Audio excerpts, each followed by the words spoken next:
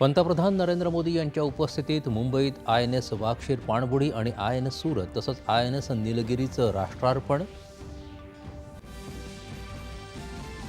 छत्रपती शिवरायांचा आरमाराचा वारसा पुढे नेत भारतीय नौदल जगात सामर्थ्यवान ठरत आहे. पंतप्रधानांचे गौरवोद्गार. विस्तारवाद नाही तर विकासवादावर विश्वास ठेवणारा भारत हिंद प्रशांत क्षेत्रात विश्वासार्ह मित्र म्हणून ओळखला जात आहे. पंतप्रधान. अंतराळ असो किंवा मग सखोल समुद्र, स्वहित सुरक्षित करत भारत भविष्याची सज्जता करतो आहे.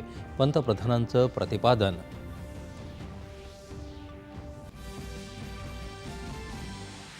स्वदेश निर्मित अत्याधुनिक युद्धनौका भारतीय नौदलाच्या हिंद महासागर क्षेत्रातल्या वाढत्या शक्तीचं प्रतीक. संरक्षण मंत्री राजनाथ सिंग.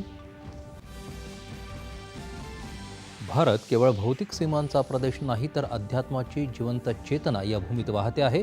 नवी मुंबईतील इस्कॉन मंदिराच्या लोकार्पण प्रसंगी पंतप्रधानांचे उद्गार. भारतीय अध्यात्माचा मूळ पाया सेवा हाच असून श्रीकृष्णाचा हाच संदेश इस्कॉन सेवाभावातून जगभरात पसरवत आहे. पंतप्रधान.